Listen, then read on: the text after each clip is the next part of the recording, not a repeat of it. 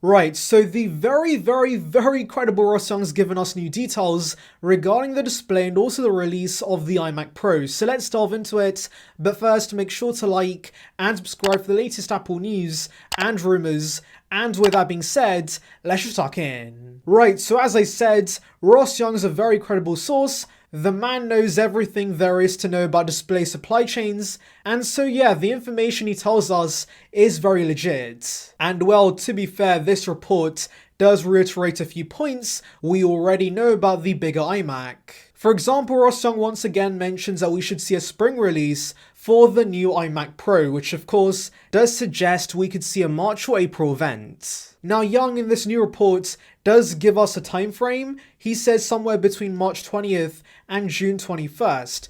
That's a pretty massive gap, but that does suggest that maybe there is a chance we could see the bigger iMac launch at WWDC instead, since of course do remember that WWDC usually happens around early June. And well, since this is a pro machine and there's gonna be many pros watching the WWDC event, there is a good chance we could see the iMac Pro launch at WWDC instead of an April event. In fact, the original iMac Pro launched at WWDC, so I can see Apple repeating that with this new version. Whenever it releases, at least we can be sure that we should see it within the first half of 2022. Now moving on to the display details, this once again has been mentioned by Ross in the past. So of course, we're going to see a 27-inch mini LED ProMotion display, so it's going to be the same tech we see in the new MacBook Pros, but of course enlarged onto a 27-inch canvas,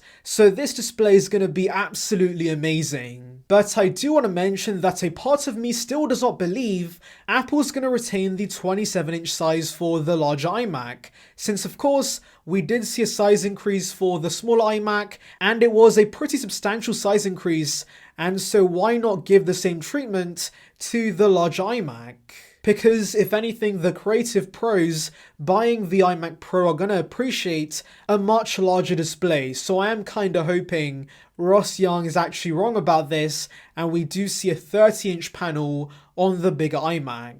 Now of course, as for other details regarding this larger iMac, it's basically going to be a desktop version of the MacBook Pros, so that means we get the same M1 Pro and M1 Max configurations, the same FaceTime camera, the same mics, the same color options. This should really be very similar to the MacBook Pros. But there could be one difference, and that is the addition of the M1 Max Duo as a higher end offering for the iMac Pro. Since of course, do remember the iMac in the past has offered more powerful configurations than the MacBooks, since of course it has better thermals, and it also does not need the chip to be super efficient, since the iMac's not battery powered, it's always plugged in, and so Apple can go all in on the performance of this iMac.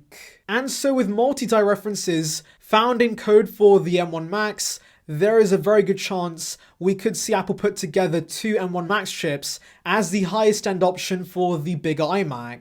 So yeah, that's pretty exciting stuff, but tell me in the comments below guys, are you interested in buying this iMac Pro? Anyways, thank you for watching guys, make sure to like and subscribe for the latest Apple news and rumors. Check out the video in the card above on details regarding the iPad Pro with the M2 chip, and on that note, I'll see you guys in the next one. See ya peeps.